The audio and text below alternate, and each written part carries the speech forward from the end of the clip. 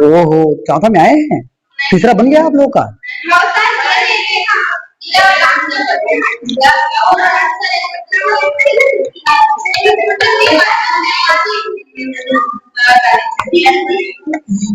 चलो देखते हैं हम क्वेश्चन नंबर 4। अरे खुसुर मुसुर,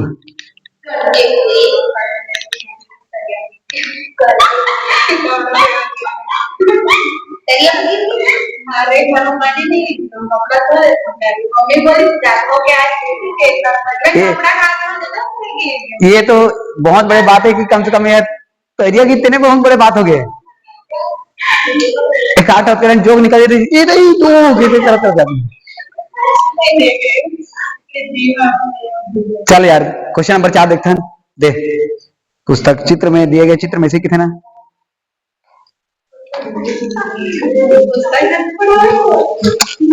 प्रश्न को तो देखना पड़ेगा माता, अब इतना भी दिए गए। अच्छा क्वेश्चन नंबर 4 में तो चित्र दिया नहीं है यार। तुम लोगों को क्या लगता है मेरे को पुस्तक देखने की जरूरत भी नहीं पड़ेगा भाई, क्वेश्चन तो देखना ही पड़ेगा ना यार। अब इतना भी कंप्यूटर नहीं हो कि एकदम चित्र भी मेरे दिमाग में छपा रहेगा। क्वेश्चन वगैरह रहता है वो याद हो जाता है। इसका भी क्वेश्चन, चौथा का क्वेश्चन याद है, वैसे याद नहीं, ऐसा नहीं है। एक त्रिभुज है, उसके एक भुजा के मध्य बिंदु से दूसरी भुजा के समांतर खींची गई है, तो सिद्ध कीजिए कि वो तीसरी भुजा को समविभाजित करता है। ये है वो प्रश्न। प्रश्न याद रहता है, चित्र थोड़ा दिमाग में रह गया है। हाँ थेल्स प्रमेय तो है।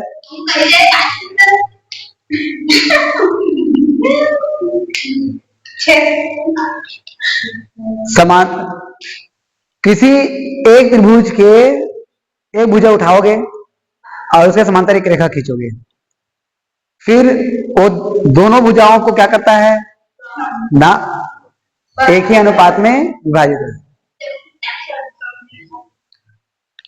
अनुपात और समद्विभाजित दोनों में फर्क है। ये जब त्रिभुज है यहां पर से भी जा रहा है तो ये एक ही अनुपात में विभाजित कर रहा है, लेकिन समद्विभाजित नहीं कर रहा है क्योंकि इधर का भाग छोटा है इधर का भाग बड़ा है। ये जब त्रिभुज है मध्य भाग से होकर जा रहा है तब वो क्या कर रहा है, समद्विभाजित। दोनों में फर्क है। एक ही अनुपात में विभाजित करना और बराबर भागों में बांटने में फर्क है। अनुपात अलग है और समद्विभाजित करना अलग है। आप लोग सब चीजों को एक ही जैसे समझ के चलते हो।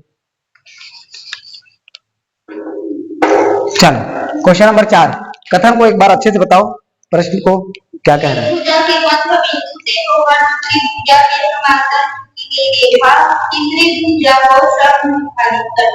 ठीक, तो पहले हम एक त्रिभुज ले लेते हैं।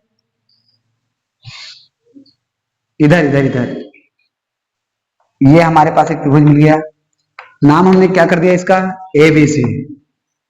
अच्छा समझना ठीक से, ये देखो क्या दिया है। किसी त्रिभुज के एक भुजा के मध्य बिंदु, कौन सी भुजा का मध्य बिंदु, AB का मध्य बिंदु हमने क्या ले लिया, D।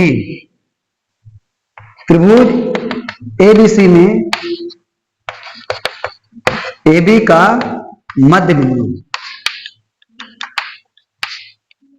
मध्य बिंदु कौन है, D है।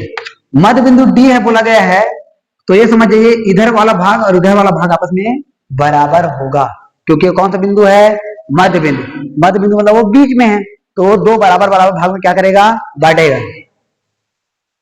कौन कौन भाग बराबर है, ABC भाग बराबर है। वाह, ध्यान देना नहीं है, पहले समझ, उधर छापने का काम बाद में करना। DAB का मध्य बिंदु है D, तो कौन कौन आपस में बराबर होगा, AD और DB। तो AD बराबर क्या हो जाएगा, DB। ये मिल गया है, बोला नहीं गया, दिया नहीं गया है, लेकिन केवल इतना बोल दिया गया है कि D जो है AB का मध्य बिंदु है, मतलब वो दोनों ऊपर वाला भाग और नीचे वाला भाग आपस में बराबर हो गया। जैसे कि मैं बोलूं कि इस ग्रीन बोर्ड का ये जो कील है ये मध्य बिंदु है, तो अब आपको बताने की जरूरत नहीं पड़ेगा कि ये जो कील है इधर वाले भाग और इधर वाले भाग को बराबर बराबर भाग में क्या कर रहा है, बांट रहा है। बताने की आवश्यकता नहीं है, क्योंकि मध्य में मतलब बराबर भाग में बांट रहा है। फिक्स है। ठीक, क्या सिद्ध करना है? डी से होकर जो रेखा जा रहा है डीई, ये बोल दिया कि ये दोनों रेखाएं कैसा है, समांतर। ये जो डीई जा रहा है तो ई जो है एसी को समद्विभाजित कर रहा है। ई एसी को क्या कर रहा है, समद्विभाजित। हाँ बोलो। वो दिया गया है, वो दे दिया गया है कि ए बी को डी जो क्या कर रहा है, वो समद्विभाजित कर रहा है, ऐसा नहीं दिया गया है। ये बोला गया है ए बी का मध्य बिंदु कौन है, डी है। तो सिंपल सी बात है, डी तो इसको समद्विभाजित कर ही रहा है, डी समद्विभाजित कर रहा है, ये दिया गया है हमको। लेकिन हमको ये भी बताना है कि ई जो है एसी को समद्विभाजित कर रहा है, ई एसी को क्या कर रहा है, समद्विभाजित कर रहा है। ये हमको क्या करना है, सिद्ध। अब ज्यादा कुछ आपको सोचने की आवश्यकता नहीं है, ये दोनों रेखाएं कैसा है, समांतर। तो स्थेत्र प्रमेय क्या कहता है, किसी त्रिभुज के एक भुजा के समांतर खींची गई रेखा अन्य दो भुजाओं को एक ही अनुपात में विभाजित कर दे। तो थेल्स प्रमेय से, थेल्स प्रमेय क्या कहता है, सूत्र क्या कहता है हमारा, नहीं, थेल्स प्रमेय का सीधा सीधा जो हमने लिखा है, थेल्स में सिद्ध किया, वो क्या कहता है, थेल्स प्रमेय इसमें लगाओ। अरे हाँ, थेल्स प्रमेय क्या है, एडी बराबर डीबी, एडी बटा डीबी बराबर एई बटा ईसी। चूंकि हमको एडी बराबर क्या मिला हुआ है, डीबी, तो जहां पर एडी है वहां पर हम क्या रख देंगे, डीबी बटा में पहले से क्या मिल गया है, डीबी। एडीबी कहां से है पता चला, कहां से है, ये दोनों आपस में कैसा है, बराबर।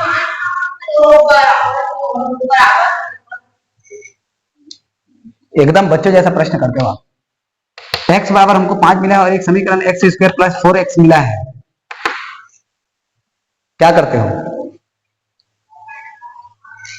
क्या करते हो वहां पे बताओ, x का मान क्या रखते हो, क्यों रखते हो, क्योंकि x बराबर क्या है, यहां पर AD बराबर क्या है, मतलब AD का मान क्या है, बराबर में AE बटा में क्या हो जाएगा, AC, DB और DB 1 बटा A बराबर AE बटा EC, फिर गुणा करो, AE बराबर क्या हो गया, EC। अब ये वाला भाग और ये वाला भाग आपस में क्या हो गया है, बराबर। ये दोनों भाग आपस में बराबर है, मतलब कंफर्म है E जो है AC को क्या कर रहा है, ठीक भावना, क्या कर रहा है, कहाँ है ध्यान, ध्यान कहाँ है, क्यों अभी इधर ध्यान दो, इंपॉर्टेंट क्वेश्चन है भाई, पूरा क्वेश्चन चल गया, 1% तेरा ध्यान इधर है नहीं, अब ध्यान आएगा इसका, अब ध्यान आएगा नहीं, बस लगी हुई है, पलटाते रहो, कॉपी में तेरे को आंसर मिलेगा। ए ई और ई सी दोनों आपस में क्या है, बराबर। अब ये दोनों भाग आपस में बराबर है, मतलब ई जो है एसी को क्या कर रहा है, समद्विभाजित। ये दोनों भाग बराबर है, मतलब ई एसी को क्या कर रहा है, समद्विभाजित। जैसे डी इनका मध्य बिंदु है, मध्य बिंदु है मतलब इसको क्या कर रहा है, ये समद्विभाजित। सेम टू सेम ई इसको कर रहा है समद्विभाजित। हमने कैसे सिद्ध किया, क्योंकि ये वाला भाग और ये वाला भाग आपस में क्या हो गया है, बराबर। अतः ई एसी को क्या कर रहा है, समद्विभाजित।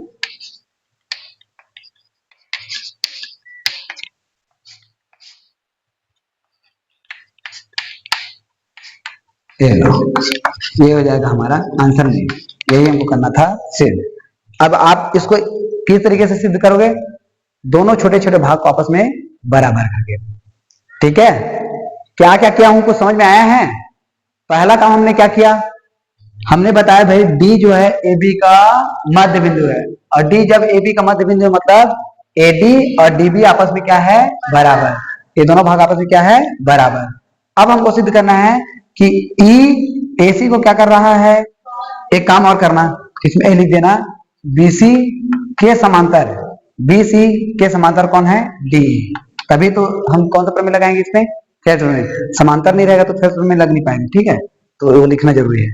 अब हमको बताना है ई जो है एसी को क्या कर रहा है, समझ एक्चुअल में आपको उसको सिद्ध करने के लिए इन दोनों भागों को आपस में बराबर सिद्ध करना है, बस यही हमारा टारगेट रहेगा। इन दोनों भागों को आपस में क्या करना है, बराबर। सिंपल सी बात है। आपको जब पता चलेगा कि ये दोनों रेखाएं आपस में समांतर है तो इसमें हम क्या लगाएंगे, थेल्स प्रमेय। थेल्स प्रमेय क्या कहता है, इतना बार सिद्ध किए हो एडी बटा डीबी बराबर एई बटा एसी, ये हमारा थेल्स प्रमेय, सीधा सीधा थेल्स प्रमेय हमने लगा दिया है।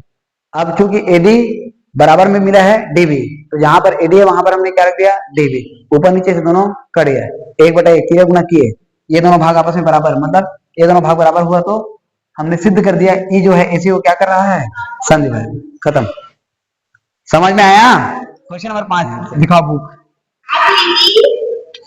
आकृति कहा तो मतलब पुस्तक देखने लगी ना रे।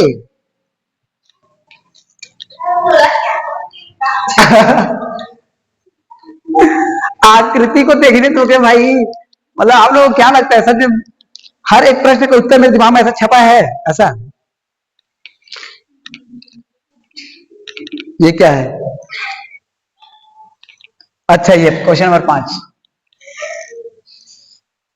सही में भाई तुम लोग ऐसे लग रहा है जैसे पुस्तक देख के मैं बहुत ऐसा लग रहा है, मैं पुस्तक मेरे हाथ में नहीं, मेरे हाथ में गाइड रखा हुआ है। सबका सकल है सर घरों पुस्तक देखते, ये क्या एक्सप्रेशन है यार, चित्र तो देखना पड़ेगा ना।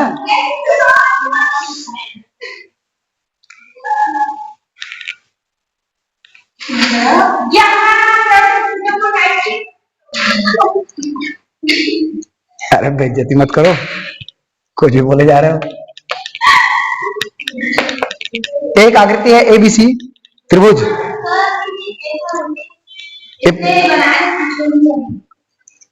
अरे बनेगा ना, रुक जाओ।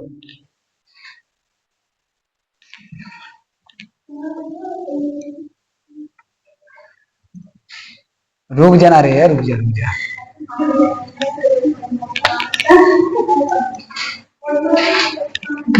डी ई एफ, प्रश्न में क्या बोला सुनो, आकृति में क्या दिया है, इधर देखो।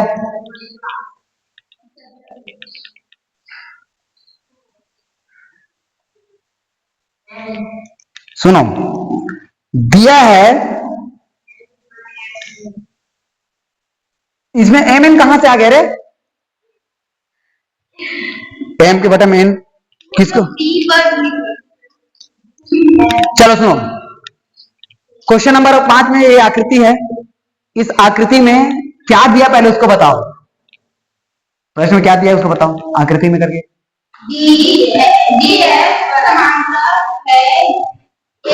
सुनो इधर इधर आकृति देखो, डी एफ समांतर है किसका, ए, डी एफ समांतर है ए ई, व डी ई, ये दोनों रेखाएं आपस में समांतर होगा, डी ई समांतर है एसी का, ठीक है, व डी ई समांतर है किसका, एसी का। क्या सिद्ध करना है,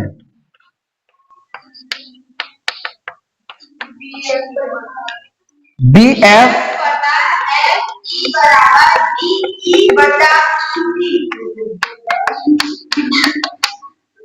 ये हमको करना है सिद्ध।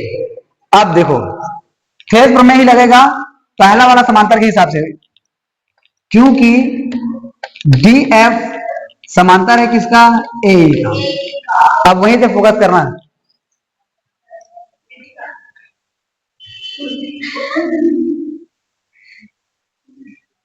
दिमाग का दही मत कर दीपिका, दिमाग खराब हो गया पूरा। हर एक स्टेप के बाद भेजा कहां से कहां लेके जाए रहती है। ये दोनों रेखाएं समांतर है, ये दोनों रेखाएं, बाकी सबको भूल जाओ, ये दोनों रेखाएं समांतर है, तो यहीं पर से आप लगाओगे थेल्स प्रमेय, यहां पर से इस त्रिभुज में, कहां से, कौन से त्रिभुज में, बी ए ई में।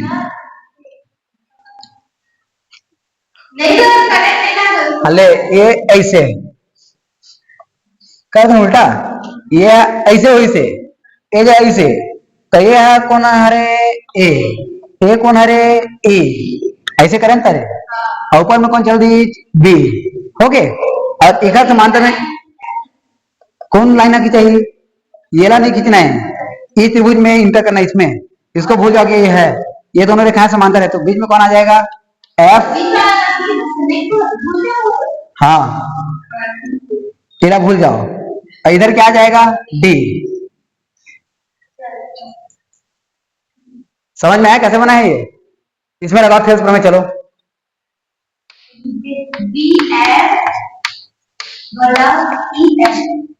गुड। बी एफ बटा ई एफ बराबर डी डी बटा डी ए। इसको दे देना समीकरण नंबर ए। सेम प्रोसेस में अब इन दोनों लाइन को भूल जाओ, इस वाले त्रिभुज को बाहर निकालेंगे, तो ये वाला त्रिभुज जब बाहर निकलेगा तो बनेगा ऐसे ही सेम टू सेम, लेकिन ध्यान देना ये ऐसे बड़े जाना ये बड़े जाना कहा था दिला रे दिला, ये दोनों रेखा भूल जाते दोनों लाइन।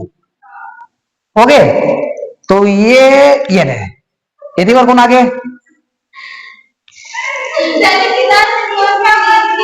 अरे सीधा बने तो सीधा लेके जाना वाला, हम सीधा रख देने लगा, तो ये देती आगे आगे, इतनी बार कौन आगे? इतनी कौन आगे? सी। ऊपर में बीच खींचना है थे। अब कौन रेखा खींचना है? एक और समांतर में ये वाली रेखा, ये वाली, तो ई डी, तो ये जा कौन आगे? ई। ये देला बड़े जान वाला देला, ये वाला त्रिभुज ला ऐसे उठा के तीन आने हैं, तीन आने रे, ओखा बाद इतनी बार कौन आई? सी है, ऊपर कौन जाए? बी है, और ये रेखा के समांतर में कौन सा वाला रेखा है? ये वाली रेखा। कौन सी रेखा आ गया यहाँ पे? डी। तो ये वाली बिंदु ये वाला हुआ, ये वाला बिंदु ये वाला हुआ।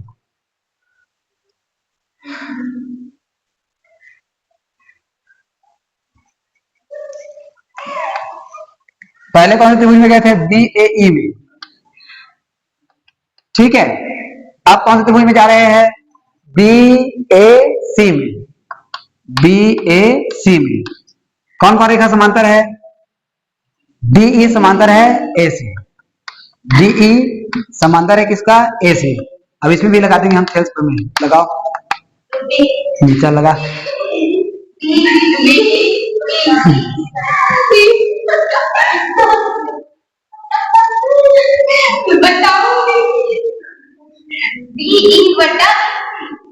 बराबर बी ई बटा ई सी बराबर बी डी बटा डी ए। ये हो गया समीकरण नंबर 2। समीकरण नंबर 1 और 2 का राइट हैंड साइड क्या है? आपस में बराबर। तो समीकरण नंबर 1 व समीकरण नंबर 2 से मैं आपको बताया था ना, लेफ्ट हैंड साइड बराबर है, यदि घटाना कुछ नहीं है रे, दोनों का राइट हैंड साइड बराबर है, तो इनको छोड़कर जो बच गया उसको छापना है, एक व दो से छापना है। किसको किसको छापना है? बी एफ बटा ई एफ। बी एफ बटा ई एफ को एफ ई होगा ना, बराबर में बी ई बटा ई सी। तो बी एफ बटा ई एफ न देखे हमको क्या मिला है? F E. इसको जमा के लिख दो, बी एफ बटा एफ ई बराबर बी ई बटा ई सी। यही हमको करना था सी। हाँ सरल है, लेकिन ऐसा करके थे ना बनेगा बना। क्वेश्चन को आप लोग क्वेश्चन नंबर 6 से आता है प्रश्न, इधर देखो। अरे गायत्री इधर देख, प्रश्न नंबर 6 जो है ना, थेल्स प्रमेय का उल्टा है, विलोम। थेल्स प्रमेय क्या कहता था? यदि कोई त्रिभुज है और उसमें एक भुजा के समांतर अन्य रेखा खींचते हैं, एक भुजा के समांतर अन्य रेखा खींचते हैं, तो वो उसको क्या करता है? समान अनुपात में विभाजित करता है ना? समान अनुपात में। यहां पर उसको जस्ट उल्टा, हमको भुजाओं का माप दिया जाएगा, और यदि उसका अनुपात बराबर हुआ, अनुपात कैसा हुआ? बराबर, तो रेखाएं समांतर होगा। अनुपात बराबर है तो रेखाएं कैसा होगा? समांतर। क्या बोलो, बात को समझना। और ऐसे ही प्रश्न क्वेश्चन में आता है, चित्र सहित आता है प्रश्न, मतलब पेपर में आता है, क्वेश्चन में आता है क्या? चित्र सहित आपको प्रश्न मिलेगा। तो देखो क्वेश्चन नंबर 6 में प्रश्न बोला है, उसके अकॉर्डिंग हर एक प्रश्न में आप बनाओगे चित्र। क्या बोला प्रश्न में बताओ। किसी त्रिभुज PQR की भुजाओं PQ और PR का समजा बिंदु E और F स्थित है। देखो देखो देखो देखो देखो देखो, एक त्रिभुज पी क्यू आर है और इसमें पी क्यू और पी आर पर दो बिंदु है ई और एफ। ये हमारा बिंदु ई और ये हमारा बिंदु एफ, तो ये हो जाएगा ई एफ। अब उसके बाद मान दिया गया है, क्या क्या मान दिया देखो। पहला प्रश्न पीई, पहला नहीं, थोड़ा बड़ा प्रश्न बताओ जिसमें दशमलव वगैरह जो दिया होगा। तीसरा बताओ। देखो P से Q तक, यहां से यहां तक कितना दिया है 1.28 और PE का मान, अच्छा PR का मान यहां से यहां पहले दिया हो, चलो ठीक। PR का मान है 2.56, ठीक। PE का मान होगा 0.18 और PF का मान दिया है 0.36, ठीक है। मान ये ज्ञात करना है कि क्या EF और QR एक दूसरे के समांतर है। जांचिए कि ये दोनों रेखाएं आपस में समांतर है। अब समांतर कब होगा, जब इनके अनुपात आपस में बराबर हो जाएगा तब। अब इसको कैसे निकालेंगे, देखो बड़ा वाला मान दिया है, उसके बाद किसका मान दिया है छोटा वाला, तो आप कैसे निकालोगे इसको, PQ बटा PE, PQ बटा में क्या आ जाएगा PE, इसका मान रखो चलो 1 फेज प्रमेय नहीं लगा रहे, इसमें फेज प्रमेय का विलोम लगा रहे हैं। विलोम का मतलब समझ रहे हो, हमको ये देखना है कि ये अनुपात और आगे वाले का अनुपात दोनों आपस में बराबर है कि नहीं। क्या वो बात समझ में आ रहा है। आप अभी सीधा सीधा फेज प्रमेय यहाँ पे अप्लाई नहीं कर रहे हो, ठीक। अब देखो PQ बड़े वाले के बटा में हम किसको लिए हुए हैं छोटा वाला, तो बड़े वाले का मान कितना था 1.2, इधर छोटे वाले का मान कितना है 0.18, 2 अंक के बाद दशमलव, 2 अंक के बाद दशमलव, तो इसको डायरेक्ट हम लिख देंगे 128 के बटा में 18। अब इसको आप इससे कटा सकते हैं 2 से, 2 छक्के 12, 2 चौक 8, 2 निया 18, 64 के बटा में कितना आया 9, इसको दे देना समीकरण नंबर 1। अब अगला साइड जब हम लेंगे तो बड़े के बटा में किसको लेंगे छोटा, बड़े मतलब कौन PR के बटा में कौन आ जाएगा PF। PR का मान क्या है बटा में, चलो भाई इसको हम 2 अंक के बाद दशमलव, 2 अंक के बाद दशमलव, दशमलव हटा दो, क्या आएगा 256 के बटा में कितना आ जाएगा 36। हल करेंगे क्या होगा, किससे कटाए 4 से, 2 से भी कटा सकते हो लेकिन आप बड़े संख्या से कटाओ। 4 छक्के 24, बच गया 1, 4 चौक 16, 4 निया 36, कितना आया 64 के बटा में 9, समीकरण नंबर 2। अब आप देखेंगे चूंकि समीकरण नंबर 1 बराबर है समीकरण नंबर 2 का, अतः EF समांतर है किसका QR का, ये हो जाएगा हमारा आंसर। यदि ये दोनों समीकरण आपस में बराबर आया कटाने के बाद, तो समझ जाइए ये रेखाएं कैसा है समांतर। क्या बोला बात समझ में आया, बराबर आया तो समांतर है, बराबर नहीं आया तो समांतर नहीं है। और यही प्रश्न आता है, ऐसी प्रश्न आता है प्रश्न में, मतलब पेपर में। तो आप इसको पूरा क्वेश्चन को ट्राई करोगे, क्वेश्चन में जिस तरीके से दिया, देखो इधर छोटा दिया है, उसके बाद फिर से छोटा वाला दिया है, तो कैसे निकालोगे आप, PE बटा EQ बराबर में क्या लेंगे हम PF बटा FR। मान लो हमको ये बड़ा वाला के बाद ये छोटा वाला दिया है, बड़े वाले के बाद ये छोटा वाला, इधर क्या लगाओगे ये बड़े वाले के बाद ये छोटा वाला, मतलब जो इधर अप्लाई कर रहे हैं सेम प्रोसेस अगले सेट करना है। और दोनों यदि बराबर आ गया तो रेखाएं समांतर है, दोनों बराबर नहीं आया तो रेखाएं समांतर नहीं। बस कर लोगे तो अन्य क्वेश्चन को बना, उसका चित्र दिया ही कहां है, दिए गए आकृति में ऐसा बोला है क्या, एक त्रिभुज है वो अगला का चित्र है, और अगला दोनों क्वेश्चन आप लोग छोड़ देना, क्वेश्चन नंबर 7 और 8 दोनों को छोड़ देना आप लोग, ठीक है। और उदाहरण के क्वेश्चन को ट्राई कर लेना, आज बस इतना ही करो। हाँ उदाहरण में भी इधर पीछे पीछे